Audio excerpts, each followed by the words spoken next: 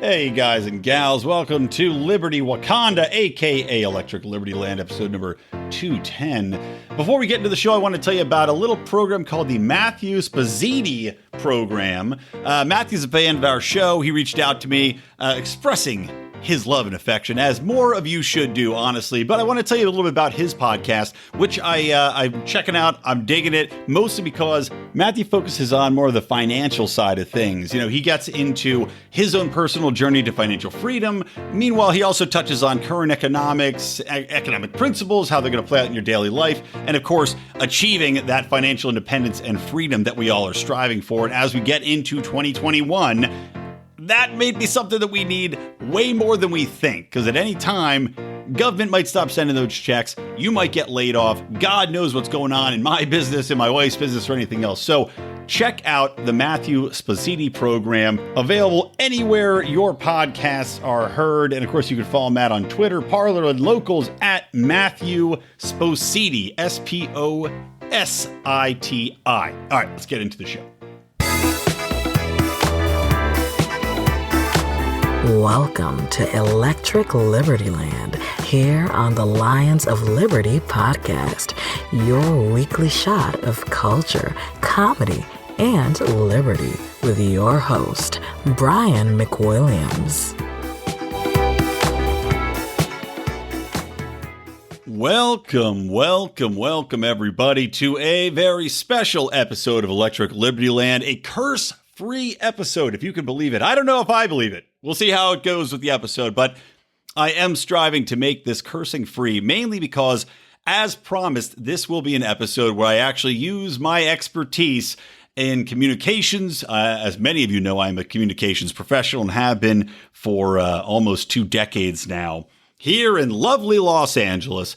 And as such, I picked up quite a few skills when it comes to messaging, branding, and messaging strategy. And man, after witnessing what the LP has done for the last several years, and especially coming to a head during the Jorgensen campaign, I wanted to focus on an episode and apply my skills to what I think we need to do with the Liberty message in 2021. Now, this is a broad-based, broad stroke approach because I'm not getting paid to do this. As you know, I'm getting paid a pittance to do this podcast. Way more would be required for me to go by beat and break down the entire Liberty platform and every possible contingency that came up. So there will be certain topics that I'm going to get into, the top of the list kind of things. There's certain things I'm not necessarily going to get into because I either don't think that we are equipped to address them in short form. And by that, I mean, and I'll get into this a little bit more later, but by that I mean that there's certain topics where it doesn't behoove us as libertarians to go out of our way to bring up, to attack, to make a focal point of our platform and what we're trying to do communicatively. Because when you start to do that, especially if it's on a social media platform, especially if you're in an argument in a short form, you are not going to win the argument. Plain and simple. You're just not going to. All it's going to do is kind of reinforce the negative stereotypes that people have about libertarians, which, again, I will get into in a moment.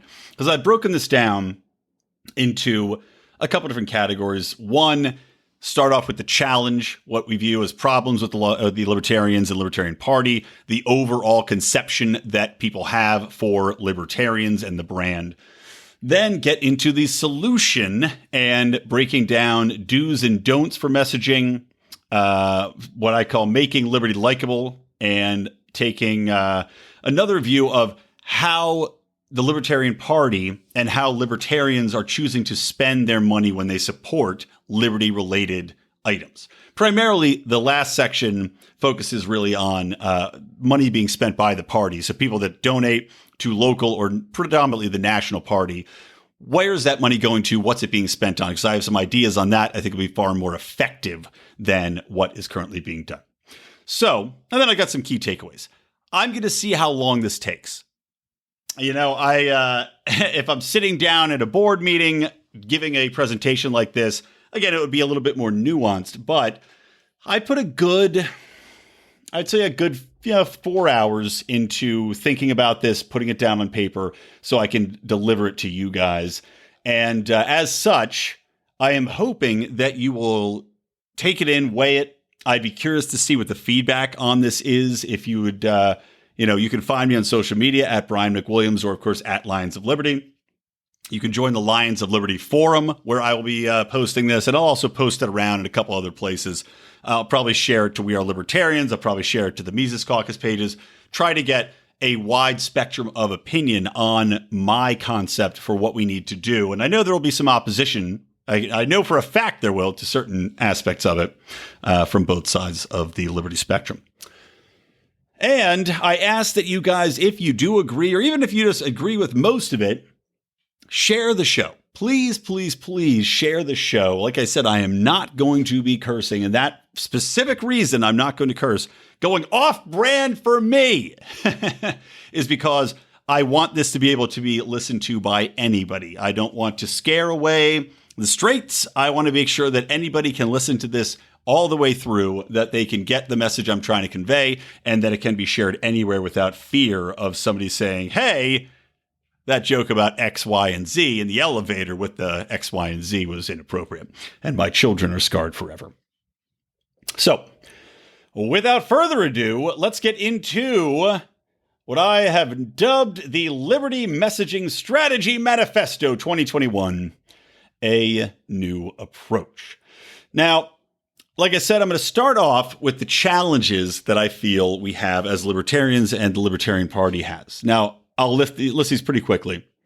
Number one, I think this is probably predominantly the issue that we face more than anything, and nips in the bud much of what we try to tell people and a lot of what we're trying to teach, is we have an image as being uncaring and out of touch with reality. We also have a problem with being considered fundamentally uncool, right? I mean, when's the last time, other than Ron Swanson, who, even though it was written into a show by a bunch of lefties, actually had quite a likable character. He was confident, he was funny, and he was a force to be reckoned with. That's the type of thing that we need to see more of, but I'll get into that later. But we are fundamentally uncool and have that common connotation when people refer to libertarians. We are virtually invisible in pop culture when portrayed in a positive light, with the exception I just mentioned, within music, within writing, within comedy and entertainment, with a few specific exceptions I'll mention later. The woke and wokeism messages that have been adopted as of late by many in the Libertarian Party, trying to piggyback off of left causes and left statements, have failed miserably. So we have a huge challenge in that we've alienated 50% of the country that may be more open to concepts of liberty, i.e. the right, who I have personally found to be far more convertible, far more interested in what we have to say, and far more open to having a dialogue about issues that they're concerned with coming from a liberty perspective than the left. However, because the Libertarian Party has adopted these leftist wokeisms, we have now alienated that part of the country, in addition to alienating many libertarians such as myself, which is what inspired this very episode. Next, aligning with the GOP, right? If we choose to do that, let's say we have a Rand Paul out there, right? Who is Republican. He is a libertarian-leaning Republican. Same thing with Thomas Massie. Same thing with Mike Lee. Same thing with Justin Amash, who, of course, now is independent in the Libertarian Party. But he, I believe, is not seeking re-election. But we have an alignment with the GOP, and currently in the toxic environment that exists between the two-party system, even though there are independents out there, you still have record numbers of people voting straight ticket, right? We had Donald Trump get more votes than any other president in history, except for Joe Biden, if the numbers are to be believed.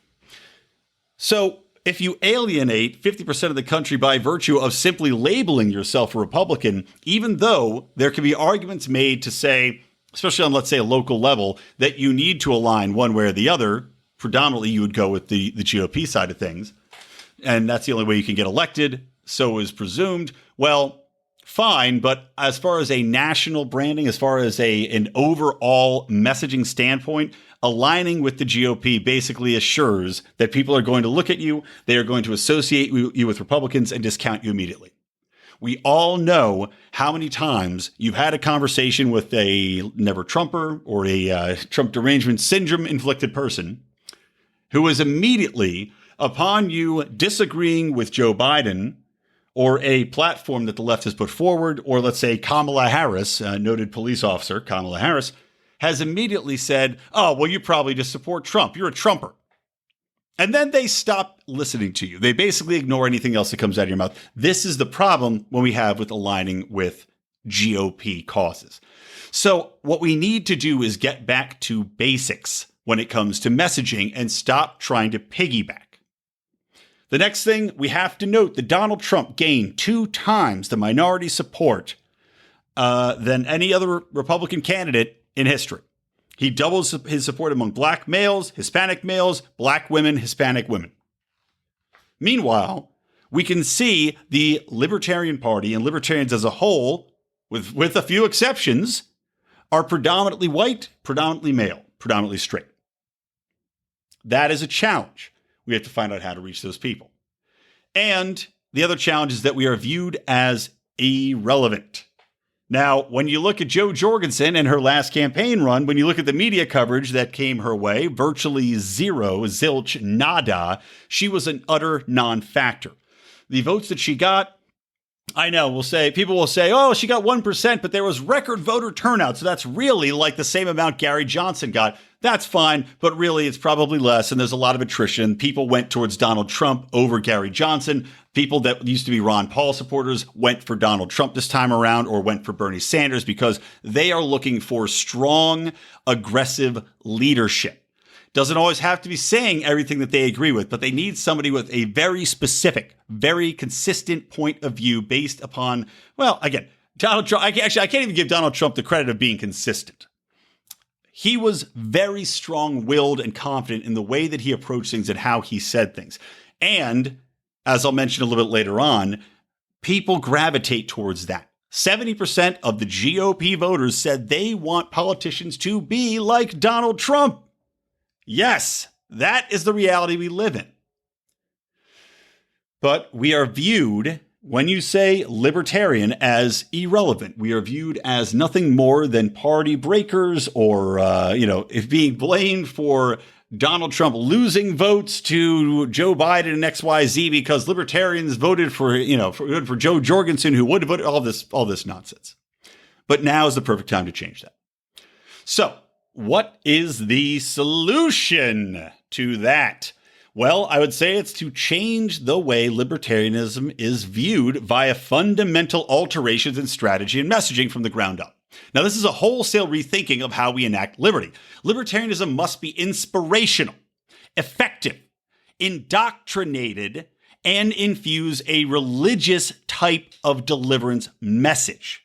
And I'll explain that later, because I know people are hearing that and going, I don't know. But with a head nod to Vin Armani, who has been a fantastic guest on our podcast and was recently on it, he had a very good point. And I agree with him completely in that when you look at the left and you look at the right, they have a religious fervor. The right is quite literally based in a religious basis, and the left has adopted this kind of cult mentality and an evangelical approach to their causes, which is why it's so hard to break through.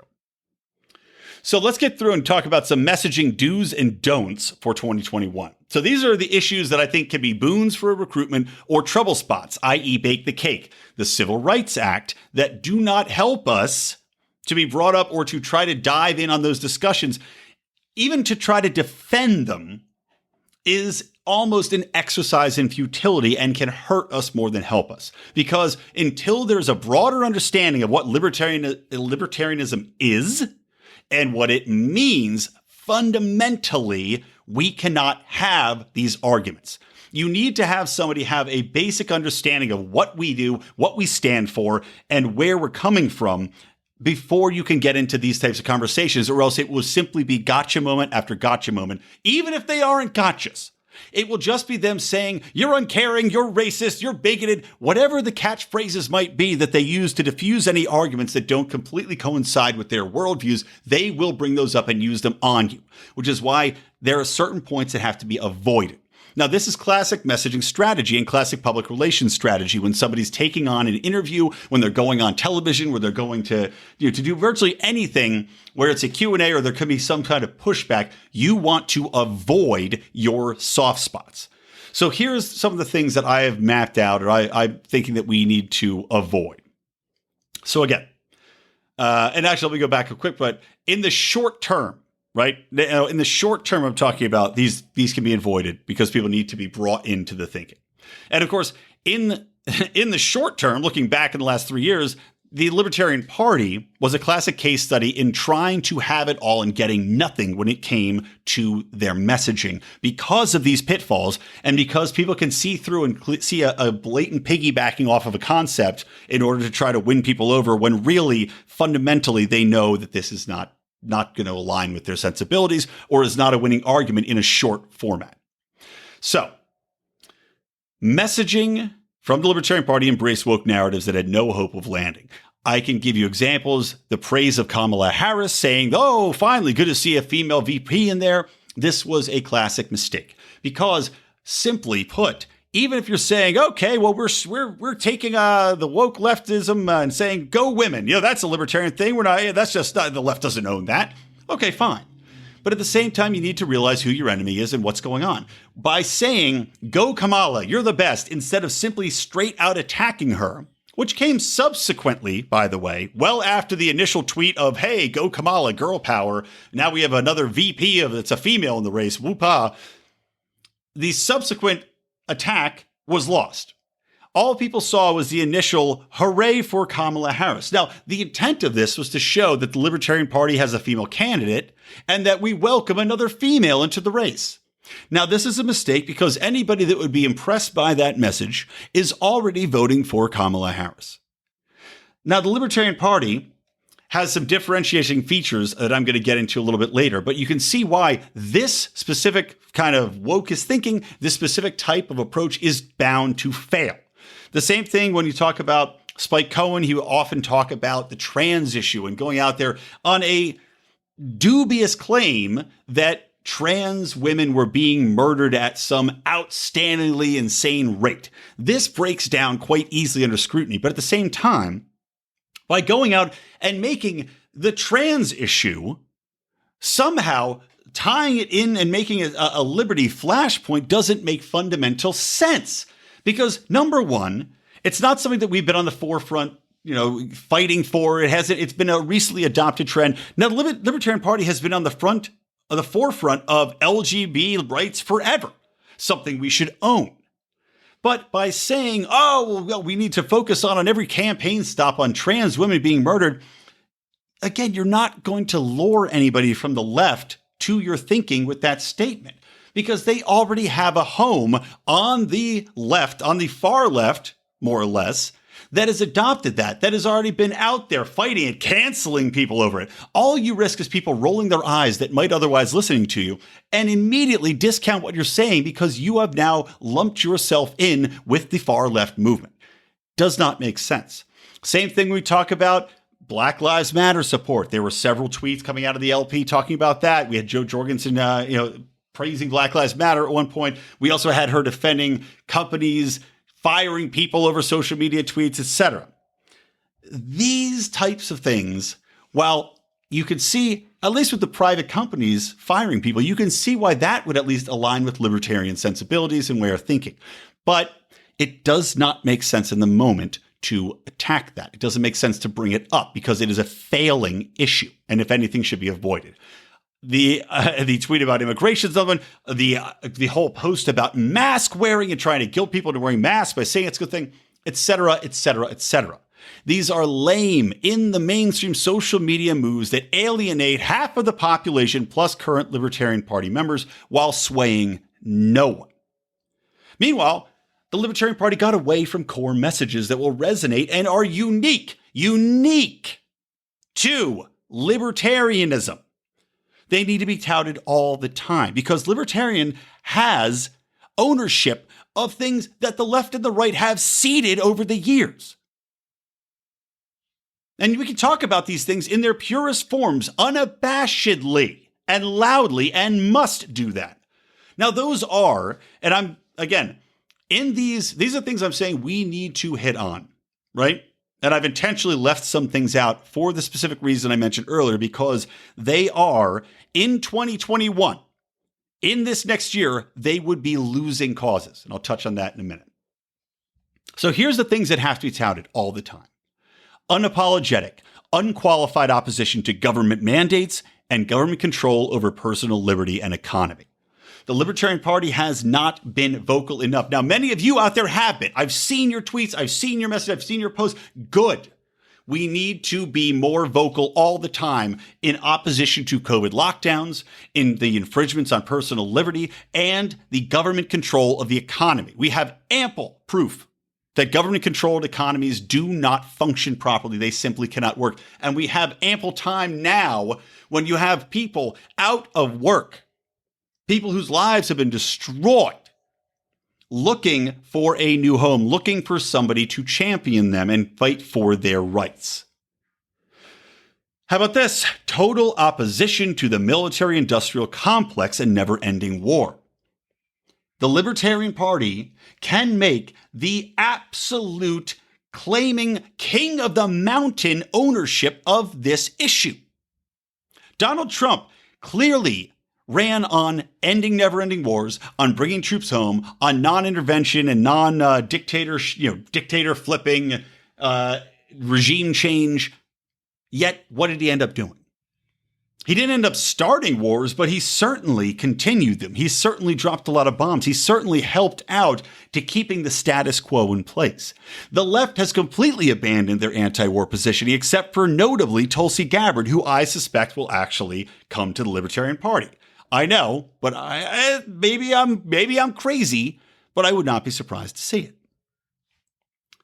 So you've got the Democrats and Republicans teaming up to never vote against the NDAA, to vote for the Pentagon budget with no qualms whatsoever. You don't have any argument over stripping the president over his right to send people overseas. We saw bills put forward, again, by Rand Paul and I think it was Rand Paul and Gabbard actually teamed up on a bill that tried to rein in war powers in Syria, with Bernie Sanders support as well. Of course it was struck down. The Libertarian Party has to take the strong, vocal, non-stop. I mean, people will talk about the war drums beating constantly. We must beat the drum the opposite way. And this has to be messaging that is driven home. There are a lot of Americans out there who hate war, who are complaining about the money being spent on it. Maybe they want to turn it towards different programs like Tulsi Gabbard, but those people can be allies to us in the short term and maybe in the long term. The point being, we have to attack issues in which we can make progress with people. Because once we can get them in, once we get people reading, once we get them to see that libertarians aren't these whack jobs they're portrayed to be, people will adopt the philosophy. So how about this next one? Government bailouts and corporate cronyism. Now, this ties in perfectly with the current bill that was passed through, this omnibus spending bill of $2-point-something trillion that went through, despite the fact that Americans get some $600 pittance out of it. And we see bailouts for, Mumbai and Pakistan gender studies for $120 million. People are seeing the government cronyism. They're seeing the pork barrel politics. They're seeing the two major parties team up to leave them in the lurch as they've destroyed their economy and taken away their jobs and their income. And in the meantime, squabble for 8 months to give them a pittance and to allocate 80% of that spending bill towards pork projects, and pork barrel politics, to pay off the lobbyists, to pay off all their little special interests. The time is now for us to say, this is what we're against. This is what we've always been against. This is the problem with large government cutting in the way of everything and teaming up with corporations. This is the issue with big government cronyism. Now, another issue that we can own is, surprisingly enough, the wealth gap and consolidation of political and economic power through cronyism. You have seen Amazon, Google, Walmart, Target, all the big box stores out there. They have massively grown because they are the ones that have stayed open. They are the ones that can afford to retrofit their stores, that can go through all the protocols, that can deliver to your door without you ever having to leave the house, as they force small businesses to go out of business, as they force restaurants out of business. Now is the time for us to point out what the government does to increase the size of big business and how people on both sides of the aisle have gotten in bed with them. And this always helps to increase the gap. The wealth gap has increased momentously because of government interference, not because of capitalism. Capitalism, as we can point out, has helped raise people out of poverty more than any other system in the world, in the history of the world. But you get capitalism combined with government, with overregulation, with cronyism, and with bills and laws designed to help the big guy at the detriment of the small businessman, combined with high taxation to stop entry of these businesses into the marketplace. And you have an expanding wealth gap that will continue to get worse unless something is done to even the playing field. Another little bullet, of course. Support for minority and sexual rights. How are we not owning this already? We have an openly gay LP chair. Now, this is where you'll recall the bake the cake issue, right? This is why it should be avoided. Because while we can get into the nitty gritty of, well, we support, gays' right to marry. You should be able to do whatever you want with the person that you want to do, as long as you're not infringing on someone else's personal rights, personal property. God bless. That's the message we get out there. As long as you want to do your own thing and you're not infringing on our rights, God bless. But when you get into the legal ramifications of bake the cake, of the Civil Rights Act, that's where people, again, will reject it. So we need to dance around these issues wherever possible. Not because we're afraid of debating them, but because that is a lengthy, long-winded debate that while we will always win, the other side will simply check out before we get there. Before we get anywhere close, they'll check out. Next, total protection and support for private property rights. I don't know what else needs to be said about this. Libertarians and the Libertarian Party should have been loud, nonstop about the infringement on property rights. I don't care who's doing it. I don't care if Black Lives Matter is angry because George Floyd was murdered. I don't care if they've been over-policed. You cannot use that as an excuse to destroy, to burn, to loot, to kill, to enact violence on other people who have done nothing to you. Period. And we have seen the vast majority of Americans have turned on Black Lives Matter. We've seen the vast majority of Americans do not like any portion of defund the police. Not that we, of course, are necessarily for the funding of the police, but to a smaller extent, of course, we're for the privatization of the police, which is a good halfway point. But this is a winning issue for us to talk about. People want to keep the things that they've earned. They want to keep their business. They want to keep their family safe. This also ties in with Second Amendment rights and, of course, First Amendment rights, because we're seeing censorship from social media. We're seeing cancel culture. We're seeing government censorship. We're seeing government, who, of course, ties in with Google, ties in with Facebook, ties in with all of the major social media players, which, again, needs to be exposed. And the Libertarian Party should be exposing that, as should all of us. Expose the ties between government and big companies. But we have always been defenders of free speech. And as you see cancel culture accelerate, and this is to my point earlier, I had said that we needed to accelerate cancel culture to wake people up as to the dangers of it so that we avoid the boiling frog of people saying, oh, well, that guy was a bad guy. Oh, Alex Jones, he's a crackpot. And they keep purging and they keep purging and they keep purging. We needed to accelerate so people see people they know get purged. People see people they know get fired. People see celebrities that they adore thrown under the bus, no longer working anymore. And that will wake them up. But in the meantime, we will defend free speech. We will defend hate speech. We will defend whatever people have to say, as long as, like I said, as long as it's not specifically inciting violence, as long as it's not somebody saying, hey, everybody, we're going to get together a lynch mob and go get that guy, we must defend it. And we have to take ownership of that.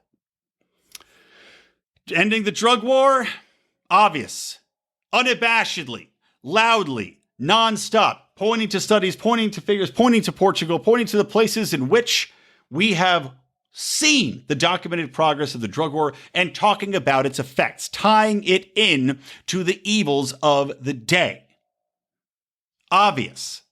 Just like we're talking about the war drums beating the anti-war drums beating, when it comes to the war state, the drug war is something we have to non-stop beat the drug about. We are ahead of this. We've been ahead of the issue for decades. And America is catching up. 70% of people want marijuana legalized. I'm sure many more would like to see the whole gamut legalized or at the very minimum decriminalized. But that's something we have to keep the momentum going on, has to be education on. Final couple things. End the Fed. No more end the Fed talk this year. I know. I'm shocked that I'm saying it as well. But again, it is one of those issues that simply does not help us. I'll talk a little bit more of that later.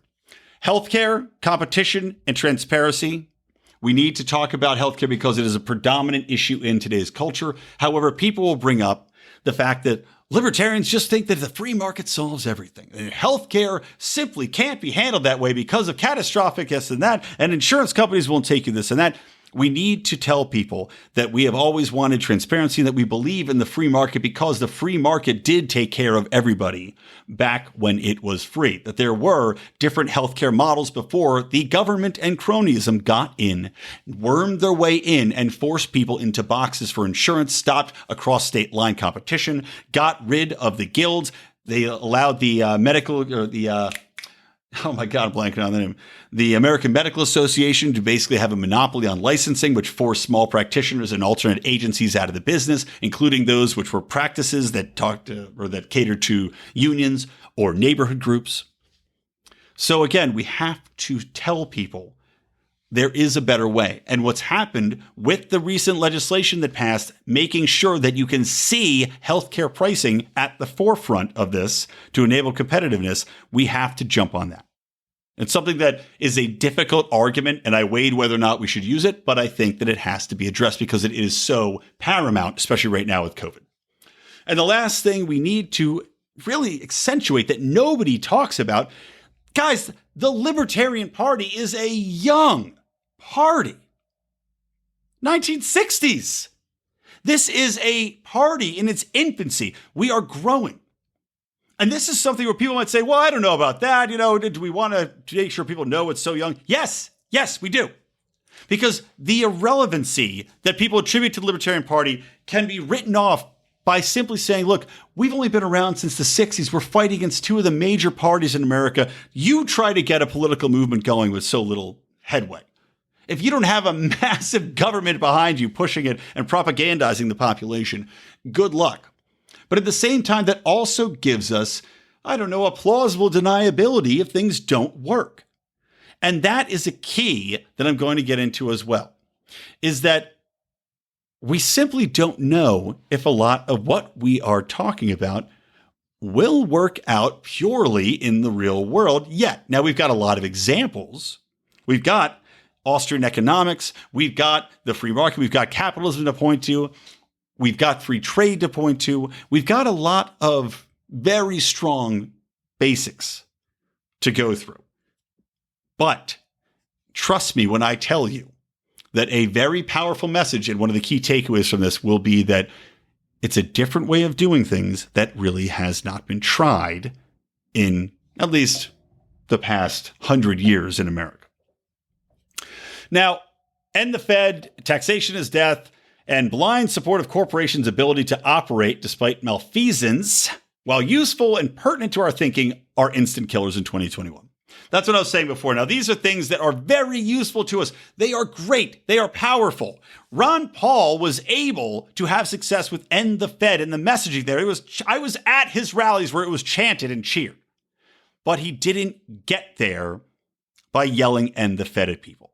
Why? Because it is a confusing box to unpack for most Americans. Even if they're intelligent, it takes some explaining. And when Ron Paul in debates would go into ending the Fed and go into the gold standard fiat currency, he would lose more people than he would gain in those minutes. Where he made his inroads was on what? Powerful anti-war, pro-freedom messaging. Predominantly anti-war messaging. So while you may not agree with me on whether or not we should really make a rallying cry of end the Fed still, taxation is theft, I also think is something that instantly just alienates 50% of the population. You can't start with that.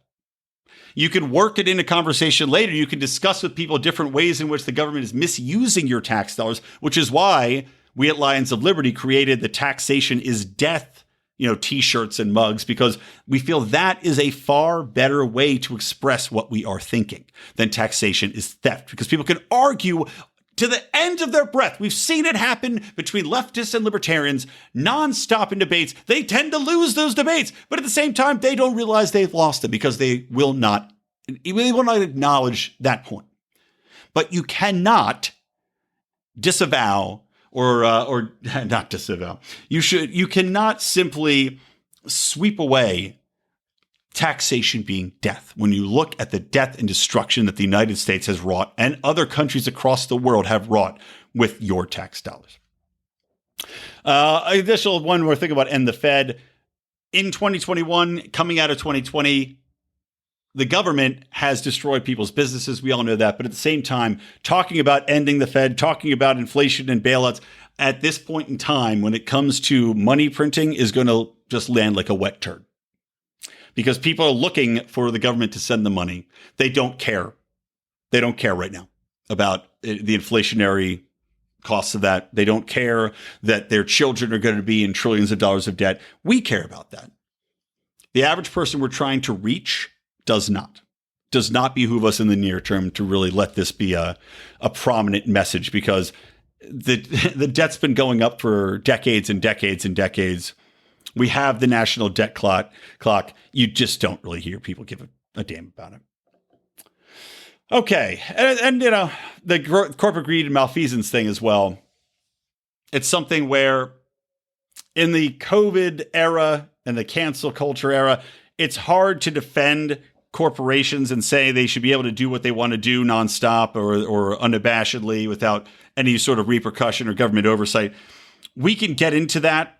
But again, it is a conversation that's far too long, takes way too much unpacking as to why, as to how we got here, as to governments and corporations being tied in, and how we we support personal private governments or personal private businesses, but not if they have X, Y, and Z. It's too difficult to explain. Let people find that on their own, and contextually, they'll come to understand it in their own time. Okay, how about this? That was the first step. 37 minutes. I know it's going to be long, guys. So hopefully you are not bored. Hopefully you're getting a lot out of this and not checking out. But speaking of things you have to check out, I want you to do me a favor. Go check out Zippix nicotine-infused toothpicks. These are awesome. I'm chewing on right now. I'm chewing a peppermint watermelon. I got to tell you, I have had so much fun just trying the different flavors, sucking on them to get that little buzz. It's got the good hand to mouth, just like if you're smoking a cigarette, which I'm not a regular smoker, but I like to smoke when I drink. So instead of smoking when I drink now, I have a toothpick. I have friends that have gone wild for them. I mentioned last show, literally had a buddy come to my door and ask me if he could bum some of mine because he was waiting for his to come in the mail, and he loved them so much because they're fun. You look like a badass. They taste delicious. You get that little buzz, and really, I take them and I leave them. I don't get addicted. I'm not, I haven't had any crazy cravings to nonstop chew these things. But if you are somebody that vapes or chews or smokes, this is going to help you. For those of you out there that just want a little bit of nicotine, a little bit of buzz to keep you going late at night, keep you partying, that's great for that. But if you are a heavy smoker, heavy chewer, whatever it might be, or if you're a vapor who's had your government take away all your vape flavors, check out Zippix toothpicks. They were developed in a lab. They are FDA registered, and they have been a sponsor for the show for the last couple of months. So I would really appreciate you guys going to zippixtoothpicks.com and use promo code LION to get 10% off your order. Help your old buddy out. Go check them out. I guarantee you are going to love them. Again, that's Zippix Toothpicks, Zippix toothpicks.com. Use promo code LION. All right, now back into the show. All right, so we went through the do's and don'ts. Now let's get into some of these things, addressing some of the earlier issues I mentioned. The problems with the LP, the image of being uncaring, out of touch with reality, fundamentally uncool, if you will. I have addressed in a section that I have called Make Liberty Likeable. Now, this is actually a theme of a speech that I gave one time in a short form at the Los Angeles Libertarian Convention, as invited by the lovely Angela McCardle, who's here and a friend of ours. But I was going to give a longer talk, and actually planning on presenting this at the Austrian Free Market Roadshow, which got canceled because of COVID. But the point being, libertarians have a very uncool, very unlikable reputation. The joke I made before when I had people in an audience was, look to your left, look to your right. Nobody likes you. Kind of like the old college thing. One of the two of you will fail this class, except we all fail because nobody likes us. And likability, as we've seen in every presidential election, as we've seen in virtually everything in life, likability goes a long way. Now, why are we so unlikable? Well, again, people view us as out of touch with reality. People view us as know-it-alls. People view us as slugabouts. But we can fix this. So a couple different sections. Out of touch. We have a very real modern day instances to showcase that we have always been in touch with reality, and the things that we have warned about have come true. Authoritarian government. Check. Government spying on citizens 24/7. Check. Massive corporations getting power via government cronyism regulations. Check. Economic control and suspension of all basic rights. Check. Spiraling debt that will undercut currency and spending for the most vulnerable. Check. And the key part of that is undercut spending for the most vulnerable, by the way. I'll come back to that in a moment. A government that lies to its people regularly. Check.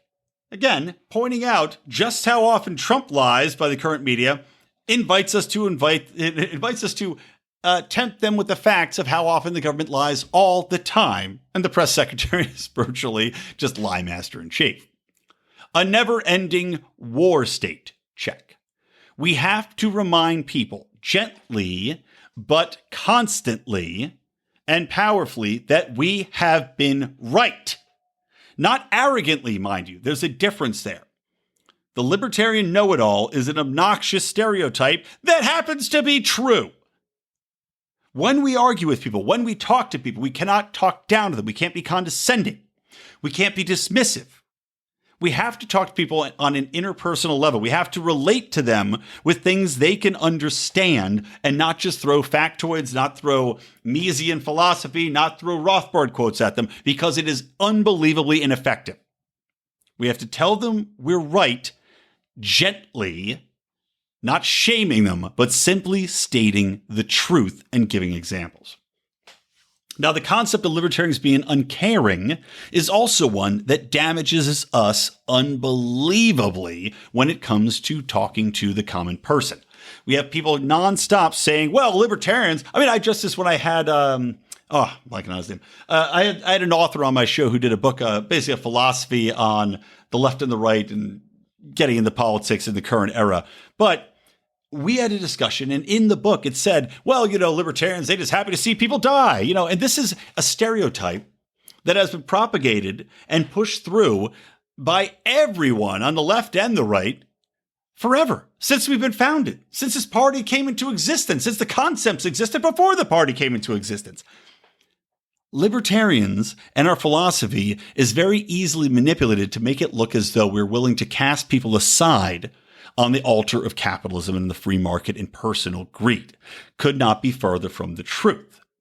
We need to highlight the good that we do via Donor C, for example, who we've been regularly giving 10% of our profits from, and they do fantastic, work you can look at and examine. Libertarian-run charity.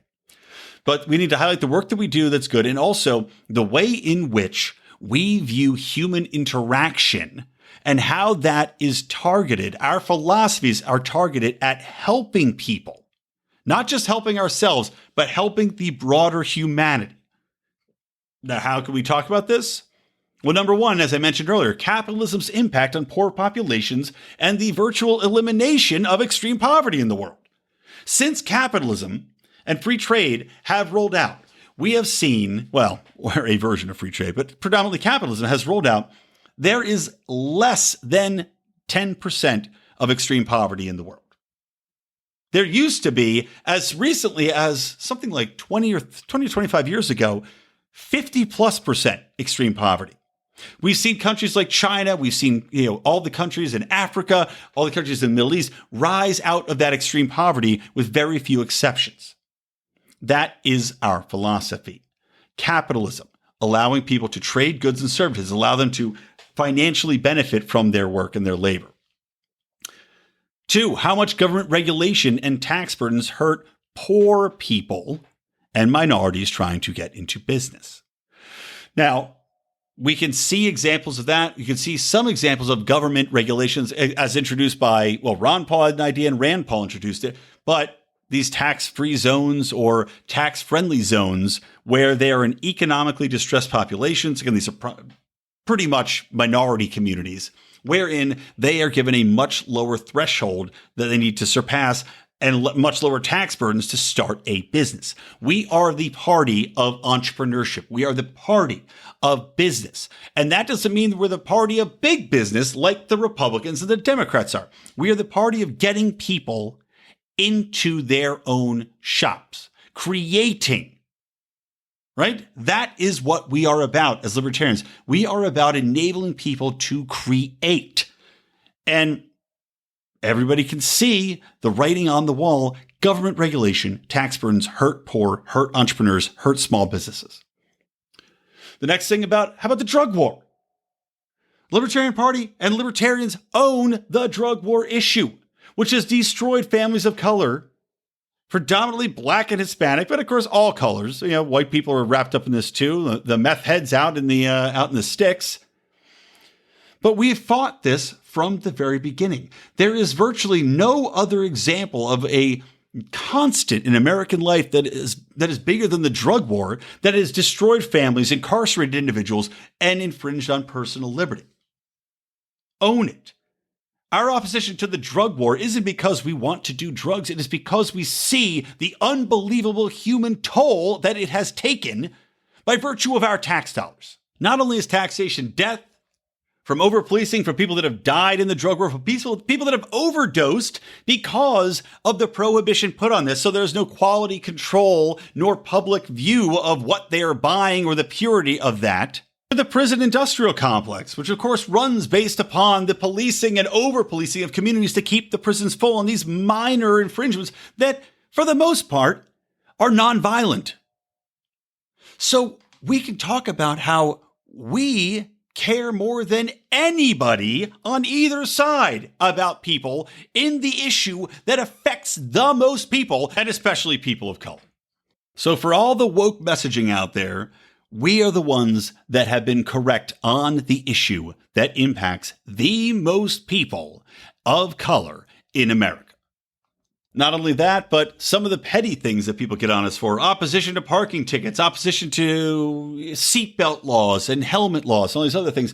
We also can position that as a caring position, because the people that tend to end up paying those tickets, the people that end up going to jail for those tickets, are minorities, are the poor, are the vulnerable, who can't pay a $50 parking ticket that then quadruples into a $250 parking ticket with a warrant attached. Now they go to jail. Now their child's placed in foster care. Now they don't have a parent anymore.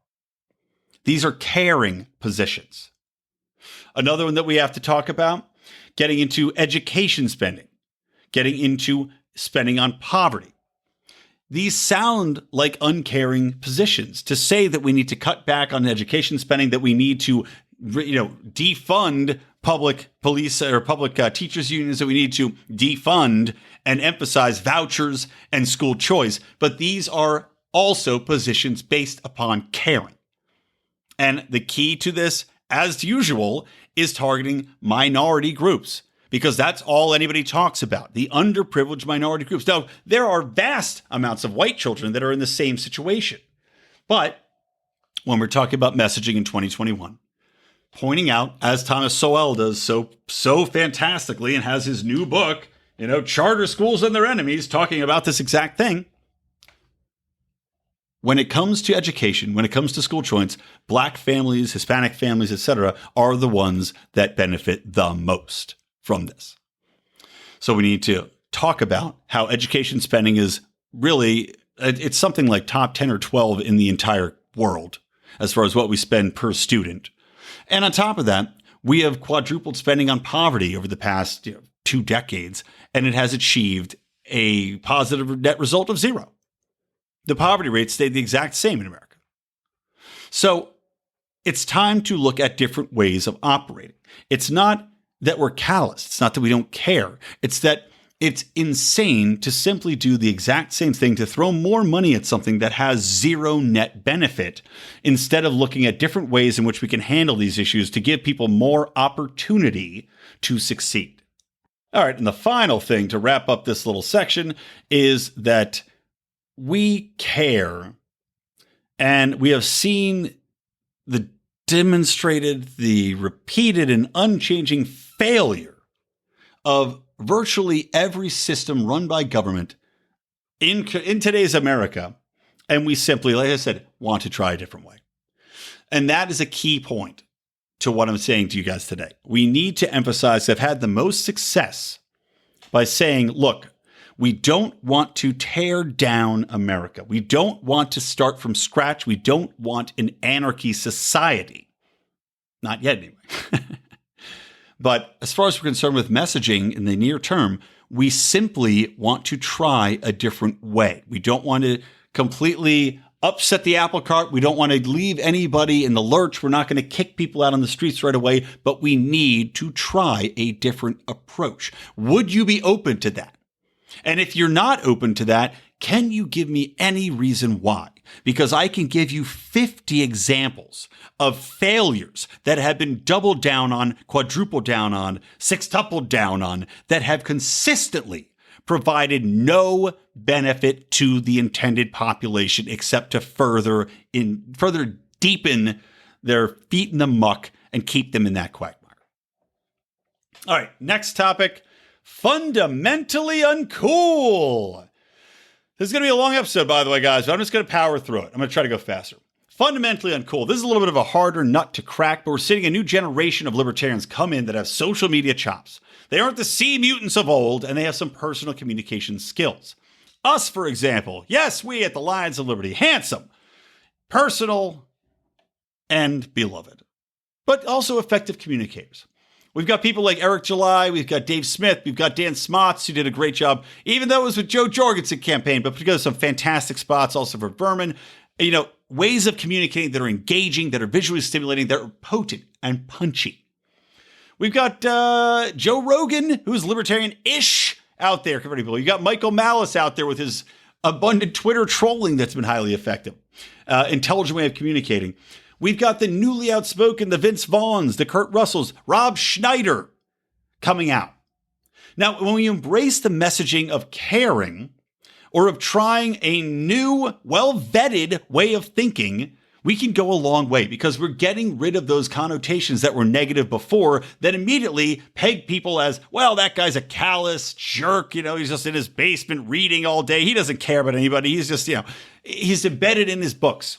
We need to get out there. If we get rid of this uncaring philosophy, or if we get rid of this uncaring connotation, if we get rid of the out of touch connotation, we'll have more people open to coming to our side, to speaking out, to taking a chance and saying, yeah, I'm libertarian. Here's the other thing to remember, guys. Libertarians are the ultimate fighters. We are the rebels. We had hashtag resistance coming from the left when they're resisting the guy who's the outsider to put in a 45-year-old political veteran, a doddering old coot who has done more to harm black people that they say they care about than anybody else virtually in history, with the exception of the Clintons. And of course, the civil wars of the slave owners. I can't say in history. That's a little bit stupid. But you know what I'm saying? Everybody wants to be the rebel. Everybody wants to be fighting for a cause and against the establishment. We are that. We own it. Embrace the battle mantle. We are fighting for the nation and everyone in it. Everyone else is staying in their lane, coloring in the lines, literally red or blue, while we are challenging the way in which everything is understood. And that's the thing, a fundamental reboot of the way people understand liberty and what we are talking about and how they view the world. To do this, we need more presence in media, in music, in entertainment. The left, and to some smaller degree the right, own entertainment. We need more content creators. We need more writers. We need more actors. We need more musicians. We do not need more podcasters. Please, no more podcasters. It's a saturated medium. But, I just did my latest episode of Do Nothing Man, my libertarian superhero. You can listen to that if you go to join our Pride, patreon.com/Lions of Liberty. You can see what I'm trying to do. And I put these out publicly. And there's, granted, I'm going to have to retool those a little bit because they're a little bit too deep in that superhero motif. But at the meantime, I'm also writing other things. I also have other series I'm working on that are not libertarian, but they are going to have libertarian themes. And at the same time, my goal isn't necessarily to be libertarian guy Brian does X. My idea is to become a influencer, become a content creator in the broader spectrum who is a libertarian. To try to bring people over to realizing this guy's hilarious. This guy's creating this interesting content. He's creating, we have our Bravo and Beer show, which is completely not libertarian. What it is really funny. And people look into who's behind it and they see libertarians who they never thought would be funny, who they never thought would be able to host a reality TV review show. This is the type of thing I'm talking about. More content, more publicly viewable people that are out there that are likable, that are engaging, that are creating, that are leading. And that goes for business as well. We need more business leaders. Overall, the liberty movement is utterly weak when it comes to leadership and publicly viewed leaders that are inspirational to the public at large. That has to change. All right, next point. All right.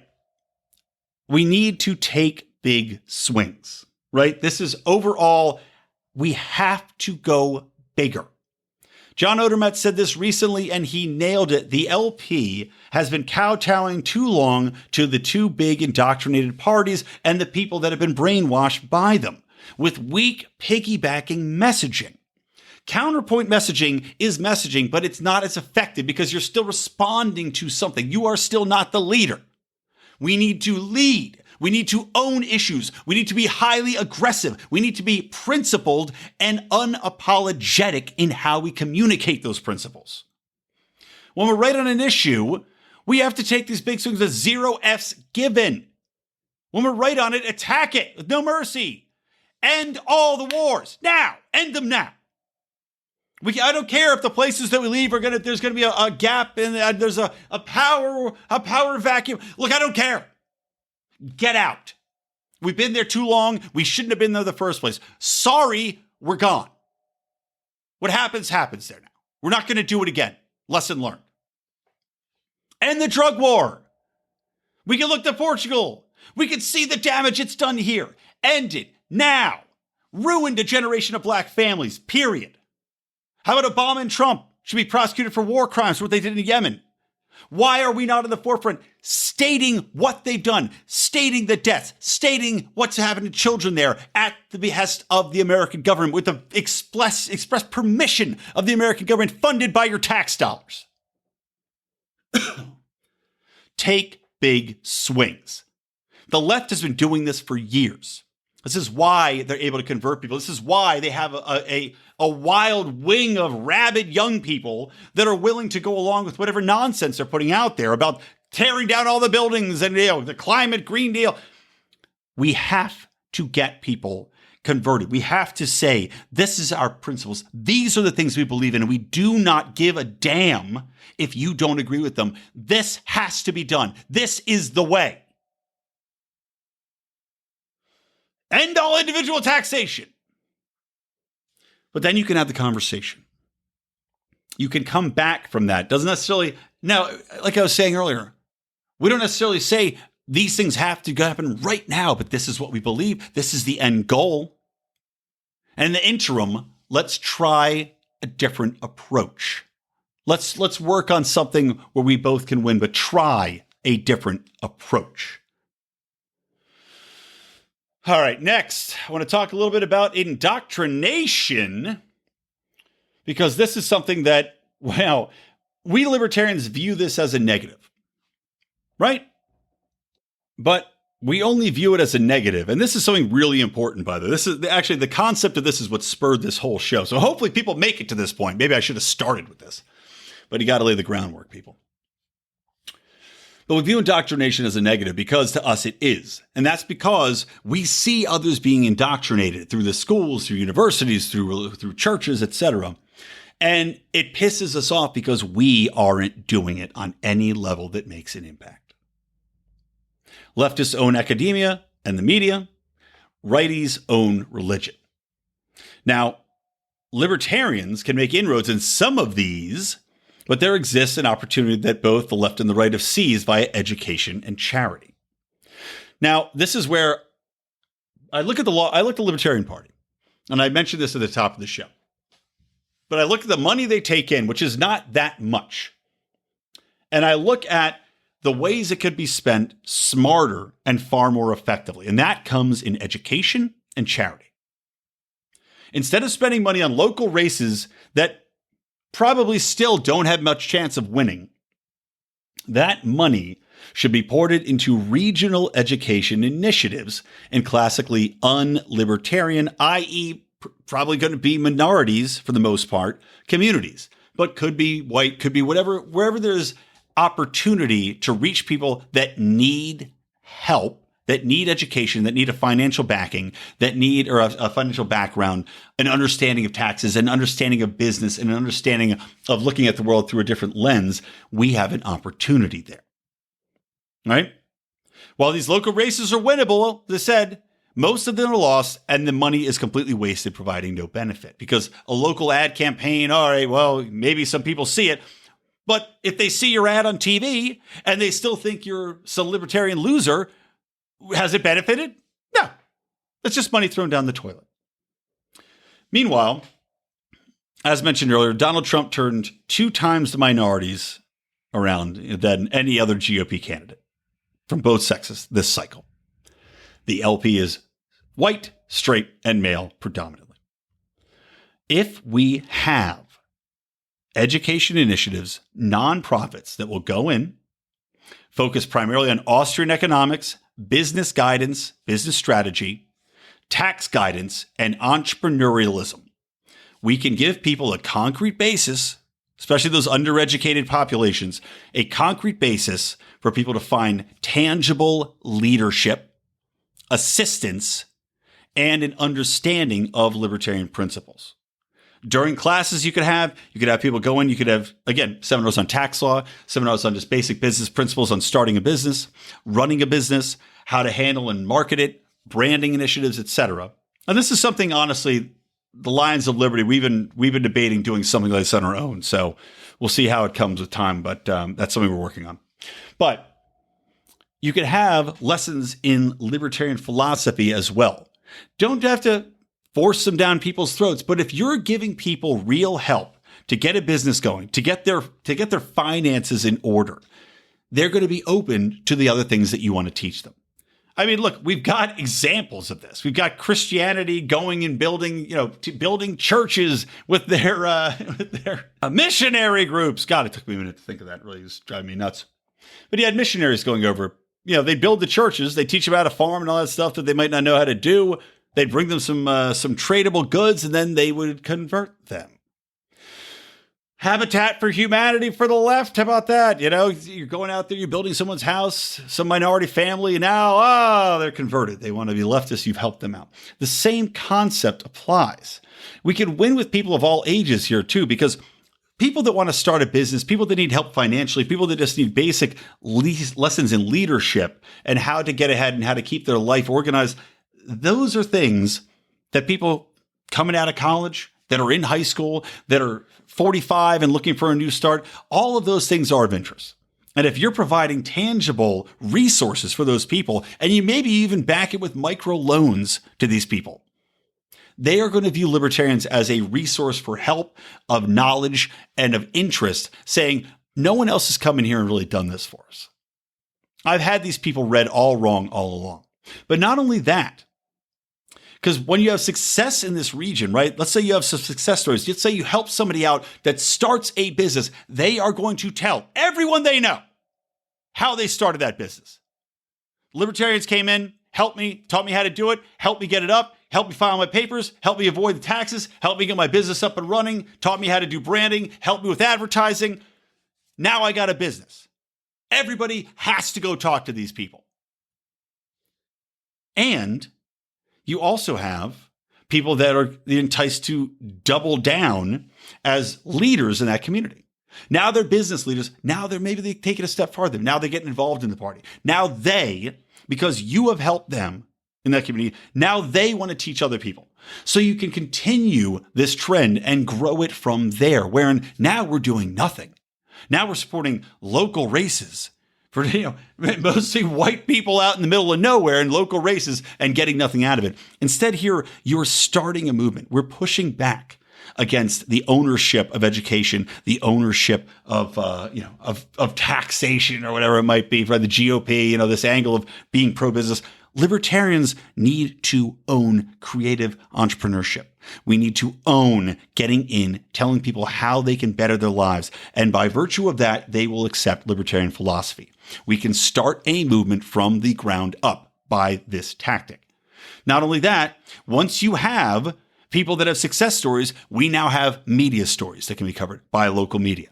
You have media stories to be covered by national media. You now have people that are more interested in giving the Libertarian Party their money, whereas before, I don't know, I'm a $25 member. Great. Am I enticed to give more than that? Not really. I really don't care about helping local races. I really don't care about funding what I view as completely inconsequential and weak messaging. But if there were projects going on, if there was a charitable arm of the LP that was going out there and doing this type of educational work, that was going out and helping people, that I could see the tangible benefit, that I could see a sea change happening in communities, well, maybe then I'd give a hell of a lot more money. Because now I'm enticed. Now I'm seeing return on my investment, where before I'm seeing it thrown in the garbage. So that's the indoctrination section. Now, I'm just going to wrap it up. Look at that. An hour and 7. I did a good job of getting through these last couple sections, guys. So to wrap it up, here's the key takeaways. Number 1, take big swings. Like we talked about.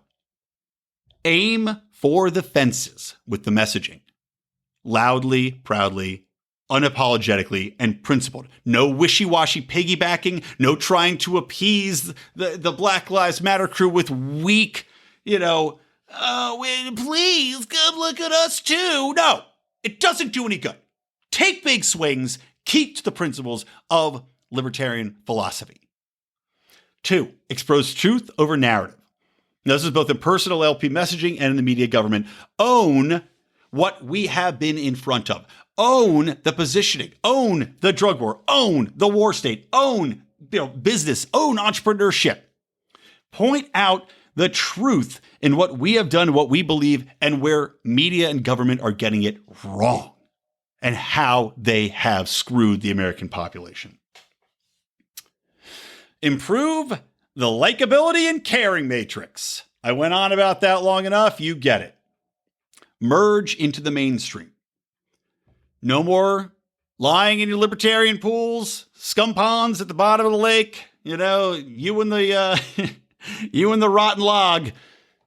We need to get merged into mainstream. We need to get people out there creating mainstream content. Try it. You might be good at it. YouTube, Twitter, TikTok, whatever it might be. If you got an itching to do something, go do it. Be creative. Get out there. It doesn't have to be liberty-centric. Keep that as your dirty liberty hobby, that you sneak off to the bathroom for. But in the mainstream, if you can do something impactful, if you can be a business leader, if you can be a content creator, if you can be a musician, if you're out there and you're an actor and you get some acclaim, good. Don't force libertarianism on people, but just being out there, being in the mainstream, being somebody that people can see and go, oh, that guy's libertarian, huh? That is very powerful. We can improve libertarian by association, if you will. And the last thing, this is the way. Take a chance on trying something different. This is the messaging that I feel we need to lead with. We're not trying to reboot the system. We do not want the Great Reset. What we want is to try something different. You don't have to give up eating steak. I just want you to try a different season. I want you to cut your meat a little bit differently. Instead of trying to bite it with your teeth and rip off chunks, I want you to use a fork and a knife and try it a different way. And I guarantee it'll be a bigger benefit to you and everybody else in this country.